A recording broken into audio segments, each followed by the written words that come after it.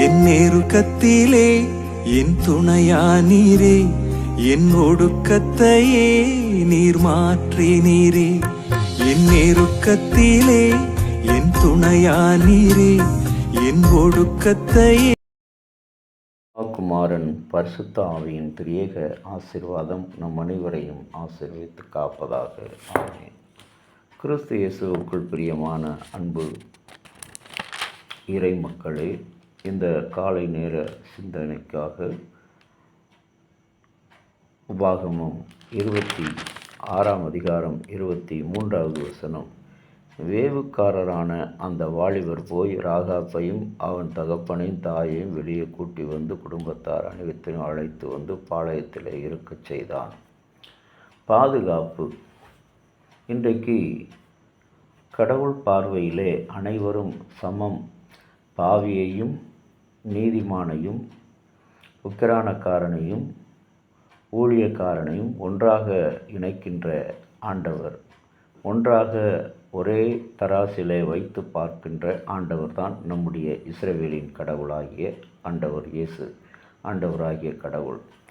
இன்றைக்கு உலக வாழ்க்கையில் பல்வேறு விதமான நிலையிலே நாம் அமைதியற்ற நிலையிலே வாழ்ந்து கொண்டிருக்கிறோம். எல்லா மனிதர்களுமே நெருக்கடியை சந்தித்து கொண்டிருக்கிறோம். அமைதியான வாழ்க்கை அமைய வேண்டும் என்று விரும்புகிறோம். ஆனால் நமது தேடல் எப்பொழுதுமே நீதி மற்றும் அமைதியை நோக்கி இருக்க வேண்டும் என்று இந்த நாளிலே ஆண்டவராகிய கடவுள் இந்த பகுதி மூலமாக வெளிப்படுத்து. யோசுவாவை அந்த எரிகோ பட்டணத்தை வேவுவாக்க யோசுவா வாலிபர்களை அனுப்புகிறான். எரிகோ பட்டணம் சமாதானம் இல்லாத ஒரு நகரம். அந்த நகரத்தை வேவுவாக்க அனுப்புகிறான். அவர்கள் வேசியினுடைய வீட்டிலே தங்குகிறார்கள். அவர்களை கர்த்தர் பாதுகாக்கிறார். இன்றைக்கு தேசம் கர்த்தருடையது. அவரால் நிலைவரப்பட்டிருக்கும் தேசத்துக்கு சமாதானத்தை கொடுக்கிறவர். இன்றைக்கு கூட அன்பான இறை மக்களே, இந்த தேசம் என்பது குடும்பங்களால் அமையப்பட்டது, நிறுவப்பட்டது. இன்றைக்கு உலக குடும்ப தினம் என்று அழைக்கப்படுகிறது. இந்த குடும்ப தினத்திலே எப்படி கணவன் மனைவி பிள்ளைகள் உறவுகளுக்கு முக்கியத்துவம் கொடுக்கிறதோ அதுபோல தான் இங்கே எதிரி நாட்டவராக இருந்தாலும், ஒழுக்கமில்லாத பெண்ணாக இருந்தாலும், வேவு பார்க்கிற மனிதனாக இருந்தாலும், நன்மைக்காக வேவு பார்க்கிற மனிதனாக இருந்தாலும் ஆண்டவராகிய கடவுள் அவர்களை பாதுகாக்கின்றார். இன்றைக்கு அவருடைய பாதுகாப்புக்கு நம்மை முழுமையாக அர்ப்பணிக்கும்போது நாம் நீதியோடும் உண்மையோடும் அமைதலோடும் உலக அமைதியை நாம் ஒவ்வொரு மனிதரும் தேடுகிறவர்களாக நாம் முன்னடக்கும்போது கர்த்தர் நம்முடைய குடும்பங்களை இன்றைக்கு கர்த்தருடைய பாதுகாப்பிலே அவர் நிறுத்துகிறார். ஒரு கணவன் மனைவி அன்பாக வாழ்ந்து வருகிறார்கள். அவருடைய குடும்பத்திலே அமைதி என்பது இல்லை. ஆனால் அந்த அமைதிக்கு அடையாளமாக கடவுளால் ஒரு குழந்தை கற்பத்தின் கனி கிடைத்தது. அந்த கற்பத்தின் கனியை படிக்க வைத்து நல்ல முறையிலே பெரிய மனிதராக ஆளாக்கி திருமணம் செய்து வருகிறார். அவர்கள் தன்னுடைய வாழ்க்கையை மகன் அமைத்த பிற்பாடு பெற்றோர்களை வெறுத்து ஒதுக்கி முதியோர் இல்லத்துக்கு கொண்டு போய் விடுகிறான். இதை பார்க்கின்ற அவனுடைய குழந்தை, ஏன் நம்முடைய வீட்டிலே தாத்தா பாட்டியே நம்முடைய அப்பா அம்மா வெளியிலே தள்ளுகிறார்கள் என்று சொல்லி அங்கே அவன் கேள்விக்கணி. சிறு பிள்ளையினுடைய உள்ளத்திலே எப்படிப்பட்ட ஒரு விதை விதைக்கப்படுகிறது.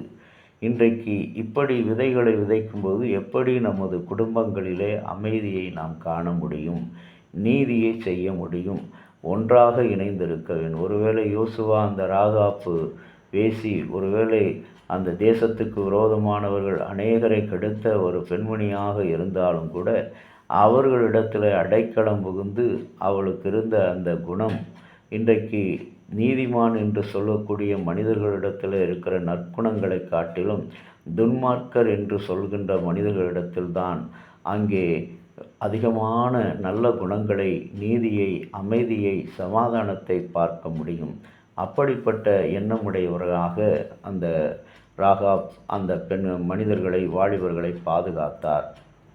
யோசுவா அவர்களை அழைத்து பாளையத்திலே இருக்கும்படி பாதுகாப்பாக வைத்தார். இன்றைக்கும் கூட நாம் எந்த நிலையில் இருந்தாலும், பாதாளத்தில் இருந்தாலும், நரகத்தில் வாழ்ந்தாலும், அக்கிரமமான காரியங்களை செய்தாலும், ஆண்டவர் நம்மை இந்த நாளிலே அவருடைய அன்புக்கு நேராக அழைக்கிறார்.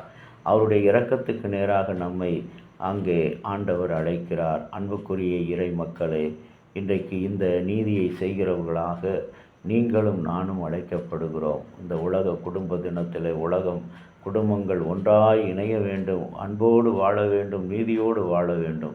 அந்த சிந்தனைக்காக கர்த்தரை நோக்கி ஜெபம் செய்வோம்.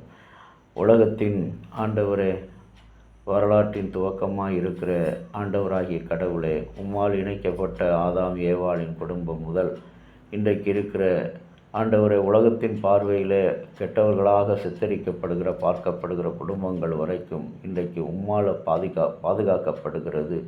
இந்த ராகாப் என்ற ஒரு பெண்ணை ஆண்டவரே அந்த தேசத்தினுடைய வேவு பார்க்கிற வாலிபர்களை பாதுகாத்து அவர்கள் மூலமாக ஒரு தெய்வ பாதுகாப்பை அந்த தேசத்துக்கு கொடுத்தீர் சாமி.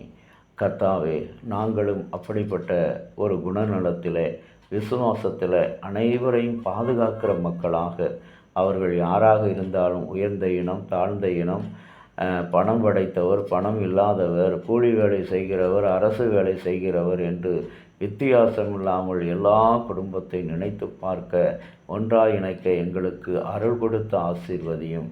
திருச்சபையிலும் கூட இருக்கிற அந்த வேறுபாடுகளை களைந்து, ஜாதி என்ற பெயரினால் சுயநலத்தோடு செய்யப்படுகிற அந்த இயக்கங்கள் எல்லாம் நிர்மூலமாகப்பட்டு, கடவுளுடைய சித்தத்தை, நீதியை, அன்பை செய்கிற நற்குடும்பங்களாக அந்த திருச்சபையினுடைய இயக்கங்கள், மக்கள் மாறட்டும்.